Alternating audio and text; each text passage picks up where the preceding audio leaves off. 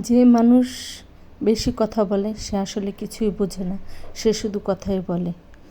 যে মানুষ তর্ক বেশি করে দেখবেন সে তর্ক করতে পারে, তার সাথে প্রকৃতি কথা বলতে পারবে যাবেন, সে কোনো কথার উত্তর দেবে না। তর্ক যারা করে তাদের সাথে তর্ক না করাটাই ভালো। তাদের সাথে ভালো একটা কথা বলতে যাবেন, সে কথা বলবে না, কিন্তু তার সাথে তর্ক করবেন, সে প্রচুর কথা বলবে। আসসালামু আলাইকুম, সবাই কেমন আছেন? আলহামদুলিল্লাহ, আল্লাহর অশেষ রহমতে অনেক ভালো আছি। তাই যে আমার বোন বসে বসে পরোটা বানাচ্ছে। আমি অনেক দিন পরোটা বানাই না, নাস্তা বানাই না। বিকালের নাস্তা বলেন, সকালের নাস্তা বলেন, বানানো হয় না। আমার হাজব্যান্ড অসুস্থ হওয়ার পর থেকে আমি খুব কমই সকালের নাস্তাটা বানাই। আমার কাছে কেন জানি ভালো লাগে না, সত্যি কথা বলবো। আগে আমার হাজব্যান্ড অফিসে যেত, দেখা যায় নাস্তা খেয়ে যেত, বানানো হতো। এখন হয় আমরা কিনে এনে খাই দোকান থেকে, নাহলে আমরা যেহেতু সে অসুস্থ হওয়ার পর দোকান দিছি, একটু দেরি করে যায়, এর জন্য হয় ভাত খেয়ে একেবারে চলে যায় বা না খেয়ে বাইরে যেয়ে নাস্তা খায়। আর আজকে বিকালে কিন্তু নাস্তাটা বানাইতেছে আমার বোন বসে বসে। পরোটা বানাচ্ছে আর কি মাংস রান্না করবে, তা দিয়ে ও পরোটা খাবে।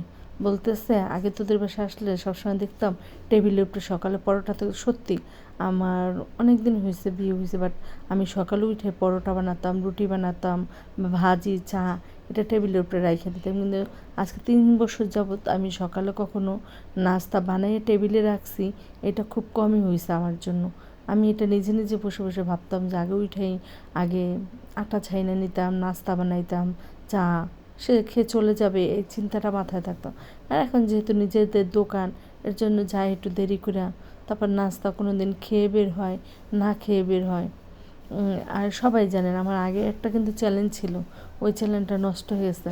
আমার হাজব্যান্ড যে অসুস্থ নয়, বাট অল্প অল্প অসুস্থ ছিল, তখন সবাই দেখি ইউটিউব থেকে ইনকাম করে, টাকা পায়। আমিও ভাবতাম আমিও একটা ইউটিউব চ্যানেল খুলবো, বাট ওইটা থেকে আমার কিছু হবে, আমি অনেক বড় একজন ইউটিউবার হতে পারবো, এরকম আমার ভিতরে অনেক আশ্বাস থাকতো। আমার কথাগুলি শুনে হয়তো আমার হাসি আসতেছে, আপনাদের হাসি আসবে অবশ্যই।